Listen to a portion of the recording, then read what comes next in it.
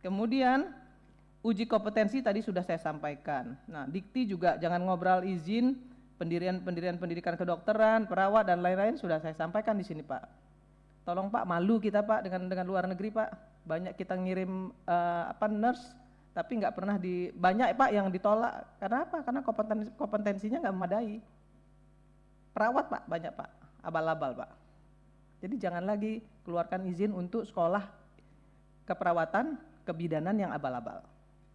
Nah, kemudian terakhir ini saya ingin menyampaikan, karena tadi sudah lengkap sekali Pak Edi menyampaikan, kemudian Mbak Sri Meliana menyampaikan, saya ingin menyampaikan bahwa untuk memberikan hak dan kewajiban kepada PPDS. Jadi PPDS ini kan harus mendapatkan haknya, ada apa namanya ya, kompensasi, ada gaji lah, karena dia bekerja di sana. Itu wajib Pak Menteri, lakukan Pak. Beri itu sebagai satu prasyarat kepada rumah sakit, karena rumah sakit kan ada keuntungan Pak. Ini rumah sakit jangan juga selalu ngelak-ngelak nih, ya kan? Kejadian gerayangan, kejadian perkosaan itu terjadinya di rumah sakit loh Pak Bambang. Nah Pak Bambang, ya mau klinik mau rumah sakit sama bagi saya. Itu yang terjadi, yang meninggal kan di rumah sakit, iya kan? Jadi nggak usah ngeles-ngeles itu di klinik di mana, pokoknya beresin. Malu kita Pak. Nah, ya beri mereka haknya, jangan hanya diminta kewajibannya, PPDS ini. Nah bagi PPDS, saya berharap Pak Menteri Kesehatan untuk bisa melakukan kontrak Pak, kontrak kerja antara PPDS dan rumah sakit. Bukan hanya rumah sakit dan fakultas kedokteran, tapi juga antara PPDS dan rumah sakit terkait dengan yang tadi, insentif tadi. Karena di situ, karena dia mendapatkan insentif, maka dia harus mematuhi code of conduct dari rumah sakit itu. Nah itu juga akan menjadi kontrol sistem yang efektif terhadap kejadian-kejadian yang terjadi di rumah sakit, bullying dan lain sebagainya. Saya kira ini penting juga untuk disampaikan kepada Dikti maupun Pak Menkes.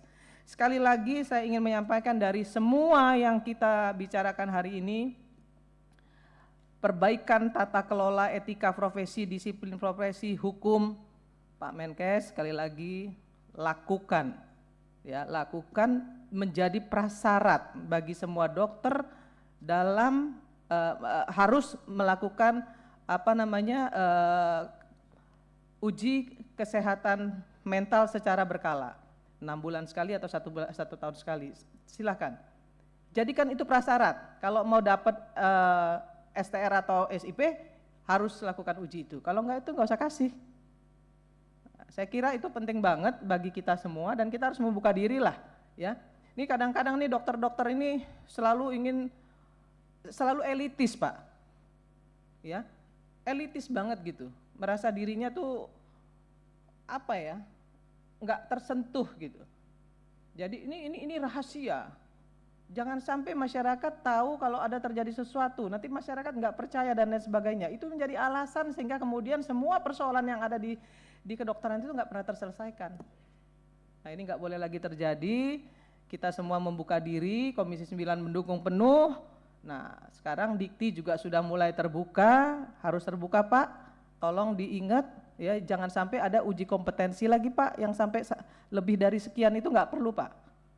Nah kecuali memang dari universitas yang abal-abal tadi saya lihat, makanya universitas abal-abal itu perlu mungkin ditutup lah Pak, ya, nggak perlu juga, kan ini berkaitan dengan nyawa manusia nih Pak. Kalau universitasnya abal-abal nggak perlu lah, ya, diperbanyak aja kuota untuk bisa melakukan pendidikan atau bikin fakultas kedokteran tapi yang berkualitas. Saya kira itu saja yang ingin saya sampaikan.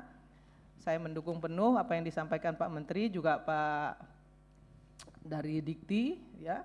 Saya juga sampaikan kepada Bu Kolegium nih, Bu Kolegium, Bu siapa namanya? Saya lupa. Bu Konsil. Bu Ade, sorry Bu Ade. Jadi lupa Bu Ade, agak bolot dikit nih. Jadi Bu Ade juga nggak boleh diam aja Bu.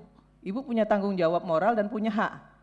Lakukan komunikasi secara efektif dengan dikti agar ibu di kolegium dan konsil dilibatkan sejak awal, bukan hanya di akhir.